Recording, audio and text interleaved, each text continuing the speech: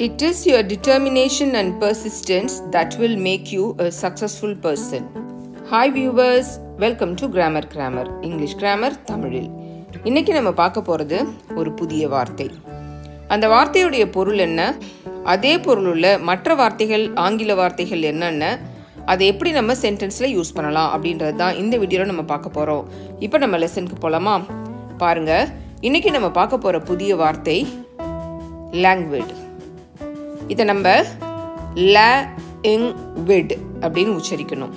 languid, languid. இதுதான் இதோடைய pronunciation.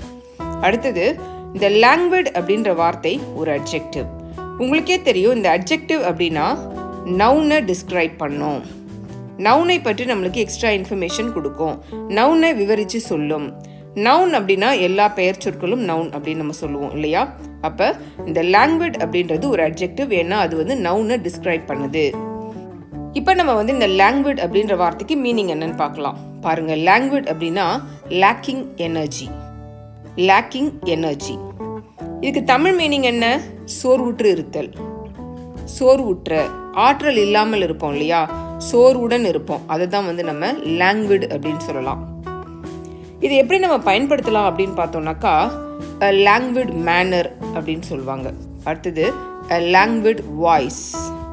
a languid manner அப்படின்னா ஒரு மந்தமான முறை. a languid voice அப்படின்னா ஒரு தளர்ந்த குரல். இப்போ உங்களுக்கு இந்த languid அப்படின்னா மீனிங் என்னன்னு புரிஞ்சிருக்கும். மந்தமாக செயல்படுதல், தளர்ந்து இருத்தல், தளர்ந்து போதல். இதுதான் நம்ம languid அப்படின்னு சொல்லலாம். இப்போ இந்த languid அப்படின்னா மீனிங் என்னன்னு பார்த்தோம்னாக்கா, moving or speaking slowly with little energy, often in unattractive way. அதாவது குறைந்த ஆற்றலுடன் மெதுவாக நகர்வதை அல்லது பேசுவது, பெரும்பாலும் கவர்ச்சிகரமான முறையில்.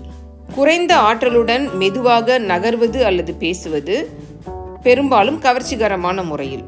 ரொம்ப சோம்பேறித்தனமாக செயல்படுறது, சோம்பேறித்தனமாக நடக்கிறது, சோம்பேறித்தனமாக பேசுவது, ஆனால் ஒரு அட்ராக்டிவான ஒரு மேனரில் அவங்க அதை செய்வாங்க. இதை தான் நம்ம இந்த languid அப்படின்ற இந்த வேர்டில் மீன் பண்ணுறோம். இப்போ உங்களுக்கு இந்த languid அப்படின்னா மீனிங் என்னன்னு தெரிஞ்சிடுச்சு இல்லையா? இப்போ நம்ம அதுக்கு synonyms பார்க்க போகிறோம். அதாவது அந்த வார்த்தையினுடைய பொருளை ஒத்த வேறு ஆங்கில வார்த்தைகள் என்னென்ன அப்படின்னு பார்த்தோன்னா, inert. inert அப்படின்னா செயலற்ற. sluggish மந்தமான. weak பலவீனமான. inactive செயலற்ற. அப்ப languid அப்படின்ற வார்த்தைக்கு synonyms inert, sluggish, weak, inactive. அடுத்தது, இந்த languid அப்படின்ற வார்த்தைக்கு antonyms. antonyms என்ன அப்படின்னு பார்த்தோம்னா, active செயலில், நல்ல செயலில் இருக்கிற. energetic ஆற்றல் மிக்க. விகரஸ் வீரியம் உள்ள. இப்போ உங்களுக்கு இந்த languid அப்படின்னா மீனிங் என்னன்னு தெரிஞ்சிருக்கும் இல்லையா? நல்ல சுறுசுறுப்பாக இல்லாமல், ரொம்ப ஸ்லோவாக, சோம்பேறித்தனமாக, மந்தமாக, ரொம்ப எனர்ஜியே இல்லாமல் வீக்காக இருக்கிறது தான் நம்ம languid அப்படின்னு சொல்லுவோம்.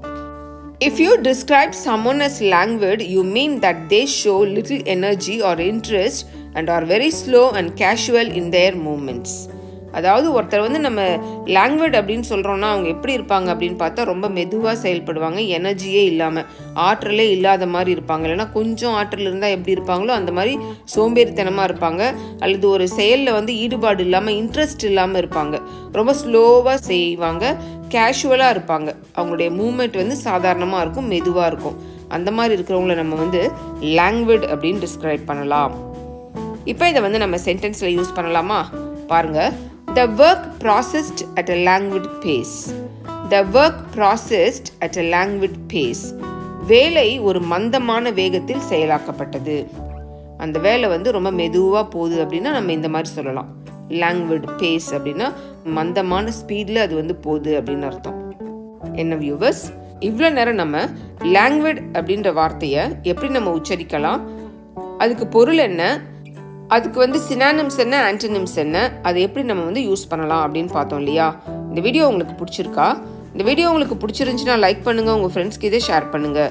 இந்த வீடியோ இன்ஃபர்மேட்டிவாக இருக்குதுன்னு நீங்கள் நினச்சிங்கன்னா நம்ம சேனலை சப்ஸ்கிரைப் பண்ணுங்கள். அப்படியே பக்கத்தில் இருக்க பெல் ஐக்கானை ப்ரெஸ் பண்ணுங்கள். அப்போ தான் நாங்கள் போடுற வீடியோஸ் டெய்லி நோட்டிஃபிகேஷனில் உங்களுக்கு வந்து சேரும். மறந்துடாதீங்க வியூவர்ஸ், ப்ராக்டிஸ் மேக்ஸ் பர்ஃபெக்ட். இங்கிலீஷில் பேசணுன்னாலும் இங்கிலீஷ் கிராமரை கற்றுக்கணுன்னாலும் ப்ராக்டிஸ் ரொம்ப ரொம்ப முக்கியம். இந்த வீடியோவை பார்க்குறதோடு நிறுத்திடாதீங்க. இதில் நம்ம யூஸ் பண்ணியிருக்கிற இந்த லாங்குவேட் அப்படின்ற புதிய வார்த்தையை நீங்கள் தேவையான இடத்துல சரியான முறையில் பயன்படுத்துங்க. ப்ராக்டிஸ் பண்ணுங்கள், இங்கிலீஷில் பேசுங்க, கான்ஃபிடென்ஸை உயர்த்துங்க. Thank you viewers.